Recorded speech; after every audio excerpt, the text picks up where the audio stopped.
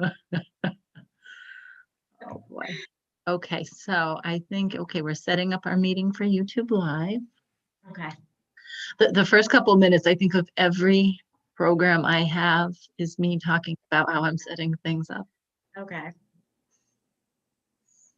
I'll try to. Feedback. Okay, good. We're here. Okay. All right. So hello, welcome everybody. Um, Today we have Rebecca Stack, our elderly outreach social worker, and she's going to be discussing with everybody senior housing options. So you can go back and you can watch this again. It's going to be on YouTube, so you can go back and watch it on YouTube, and we are going to be posting to Facebook as well. If you do have any questions afterwards and you want to speak with Rebecca, you can always give her a call and she will share her contact information with you at the end. So, Rebecca, go for it. Thank you, Sam, for that introduction. And thank you, everyone, for joining us today. So I just wanted to talk about senior housing options. It's something we get a lot of calls on, and I thought we could just go over some of the different types of housing available and just do a brief overview. And like Sam mentioned, if you have specific questions, I will give my contact information at the end, so you can feel free to call me and we can discuss it. And I do have materials, some housing lists, etc., that I'd be happy to provide and send out. So there are several different types of housing, and some will be more appropriate than others depending on your situation. But there's independent living, active adult communities, congregate housing, assisted living, continuing care communities, skilled nursing facilities. And I did just throw in here home care because a lot of people prefer to stay in their homes as long as they can. And there are home care options as well. So I thought I would just touch on that a little bit. So the first type of housing I was going to touch on is independent living. And independent living, sometimes referred to as retirement communities, are most appropriate for people who are able to live on their own with little or no assistance. They're usually apartment communities. They may offer some recreational activities or support services. Each property will vary, and the services they offer vary as well.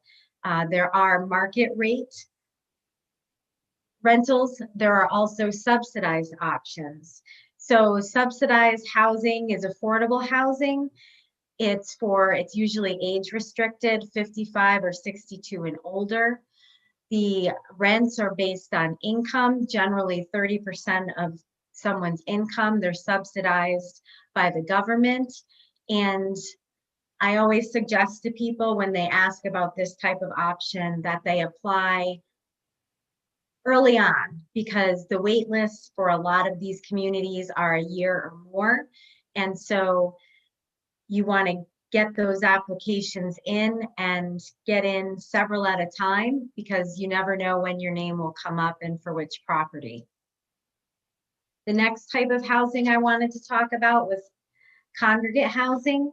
And congregate housing, again, is apartment community, but they offer services for someone who needs a little more help. So they often may have a community meal, like one meal a day, where you can join in and have a meal with others, or a meal's provided. They may provide some light housekeeping, and there may be a resident service coordinator on site to help with other services such as benefits, some of your paperwork, setting up programming, different things of that nature. And there's also subsidized, again, congregate housing available. And I'd be happy, you can go to 211, which is where I've gotten some of this information I'm sharing with you on the PowerPoint. They're a great resource. I can also, again, if you want a list of some of these housing communities, I can certainly provide that to you if you're interested.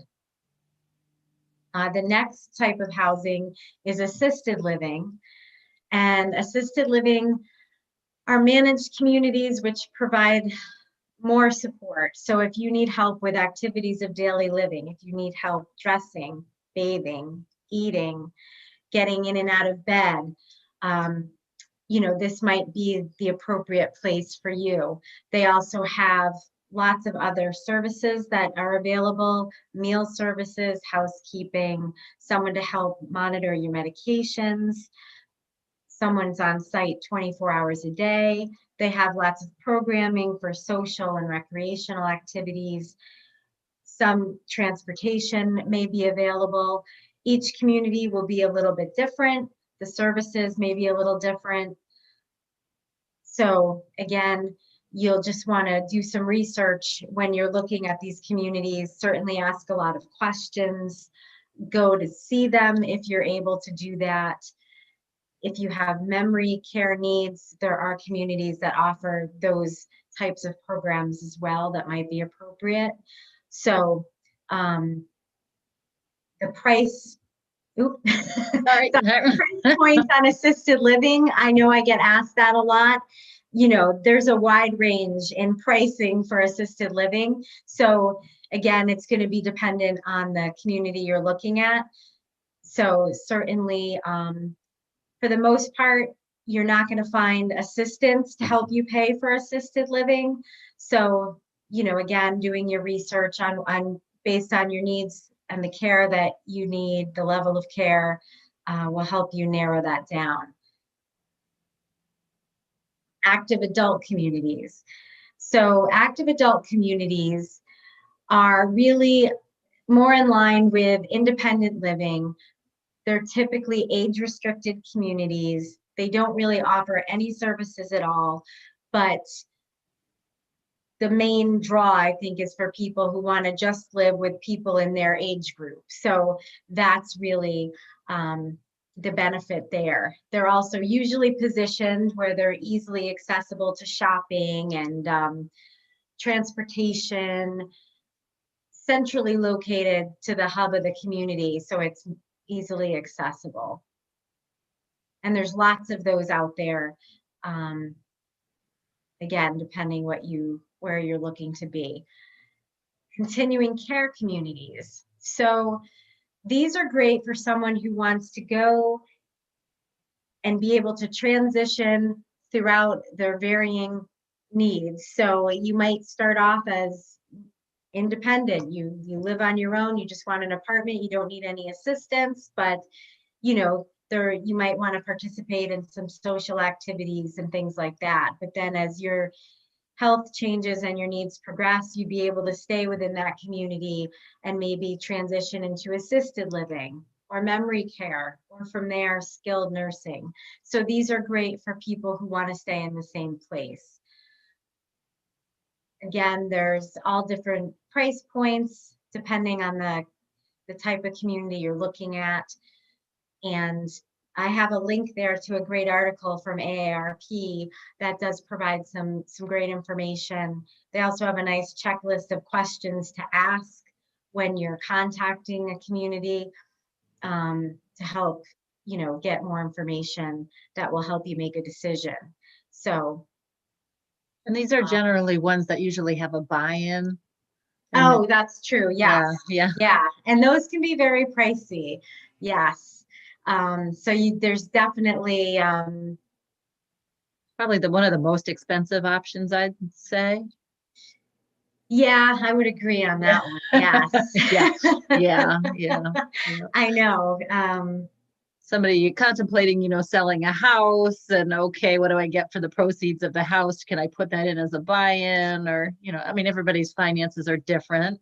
They are. The monthly maintenance fee that you'd still have to pay on top of the buy-in. Yeah, some of these can be definitely very pricey, which is certainly why doing your homework and asking lots of questions is very critical.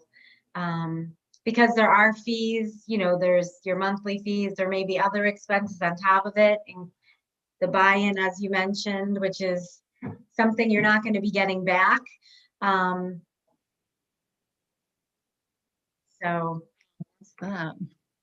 I know there's no real inexpensive options here. And these Uh, things aren't so cheap either. So, okay. No, I mean, really, if, affordability wise, if you're able to qualify and get into subsidized housing, certainly those are excellent because your rent is generally lower. Um, the communities are often, very nice. They usually do have someone on site that offers support. They have programming.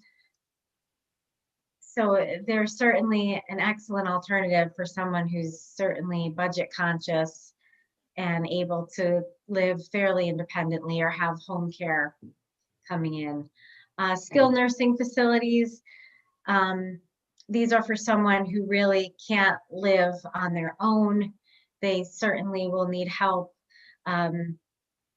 with their activities of daily living. They're going to need some nursing care. Generally, you can have a private room. A lot of times you're sharing a room, people with chronic disease. And, there's, other than going on Title 19, or private pay, that's really your two options when it comes to skilled nursing facilities. Again, doing your homework on the different facilities. I always recommend that. They will vary tremendously between properties. I don't know if you have anything you can add on skilled nursing facilities. This is just one of those things that I always recommend that if you're looking in advance, everybody, talk to other people that you may have known that have maybe they've been there for like a rehab, but even like personally that you may have known in their experiences. A lot of people might go there for just a short term, get some care maybe after a surgery or some kind of illness or something. But I think the most important thing with any nursing home is to actually visit and pop in. Now with COVID, it's not so much of a thing, but I think those surprise pop-in visits when you get people that aren't really expecting you, that aren't putting on the bells and whistles so much. No, that's when you get the real picture. Yeah, I've worked in a couple different nursing homes throughout my career, and I would say absolutely pop in.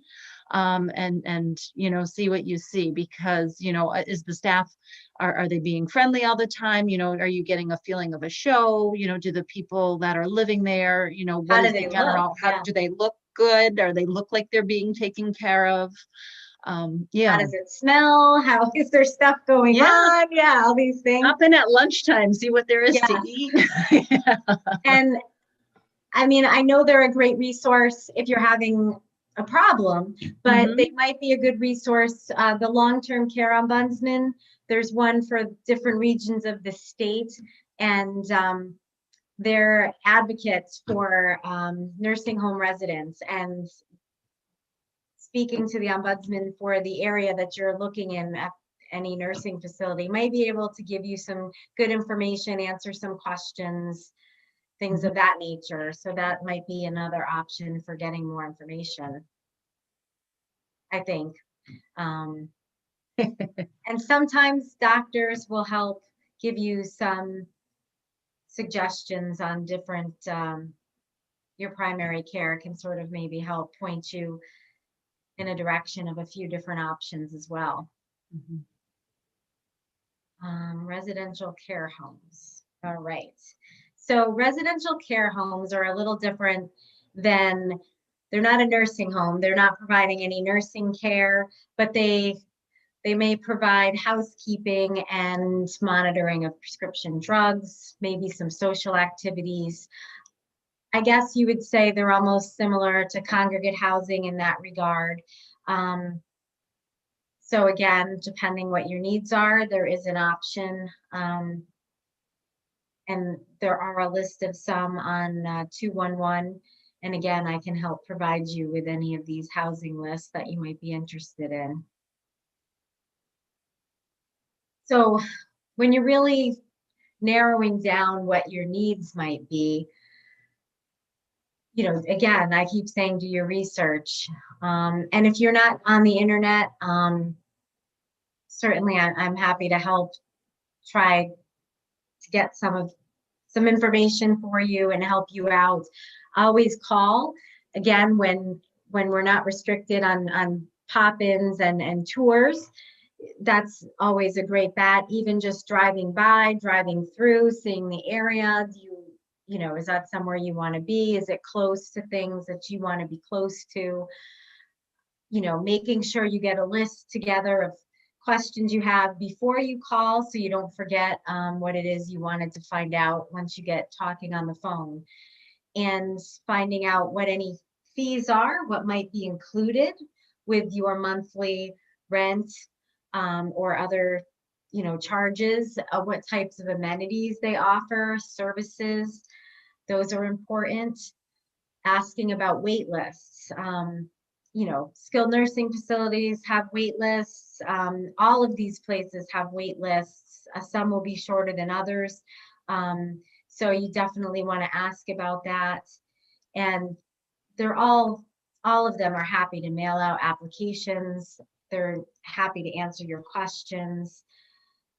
And I think with the wait list, a lot of things too, like if you find someplace you just really love, you know, to get on earlier, you can always, for most places, but you can ask the question again too, you know, can I pass it up? If I'm not quite ready, I'm not there yet to go, can I just take a pass and I'll be added back to the wait list again for the future? You know, that's an option. yes, typically they will do that. You'll just Yeah. fall to the bottom of the list. So Yep. you're going to sort of reset, but you know, it doesn't mean you have to start all from scratch and redo everything, all the paperwork. And the paperwork will vary. Housing applications, you know, some are very short and sweet, others are long, and it's almost like buying a home by the there's so many pages of paperwork. Getting the nitty gritty of every little detail of your Yes. financials and yeah. So some will ask for some more information up front than others. It varies per property. There is, for anyone looking at subsidized housing, it is important to know, because there's a wait list and you don't know when your name's going to come up and an apartment will be available for you, that if you are, say, renting somewhere else and you are in a lease, if you've applied for subsidized housing and you get a call and, oh, they've got something available for you, you don't have to pass it up and wait till your current lease is over. You can break your lease with no penalty at all. That is a state law. And so that is good to keep in mind. I know some people get a little nervous about that. But you don't have to worry if you've applied for subsidized housing, state or federal, and you're not going to lose anything by breaking a current lease if you do get an apartment. So I think one other thing that I would have to say is, Yeah. mentioned about, you know, scheduling a tour, doing all these things. It's always good to bring somebody with you.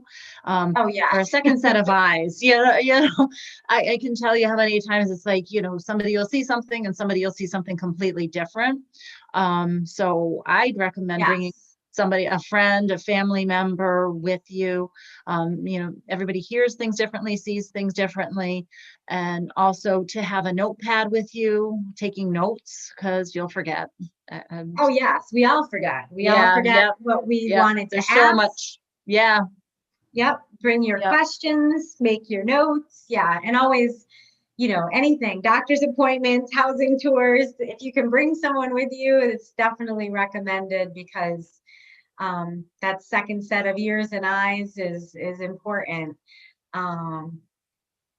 You know, and don't be afraid to go back again. A lot of times, unfortunately, I'm more familiar with the subsidized housing than